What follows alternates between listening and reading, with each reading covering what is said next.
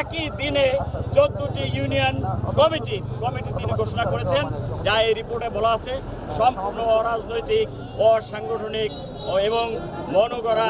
এখানে সাংগঠনিক সম্পাদক স্পষ্ট করে বলেছেন এটি অসাংগঠনিক কার্যক্রম।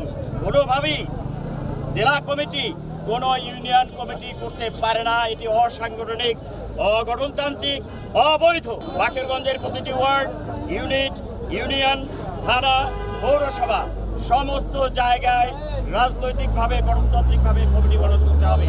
এই সকল প্রক্রিয়া যদি না করা হয়, জাতীয়তাবাদী দলের সচেতন নেতা কর্মীরা সাংগঠনিক প্রক্রিয়া যেভাবে কমিটি করতে হয় সে বিচারে সোচ্চার রয়েছে। আমরা বলতে চাই, শান্তি বিরাজমান রাখুন, বৈধ কমিটি গঠন করুন, পকেট কমিটি বাতিল করুন। কেন্দ্রীয়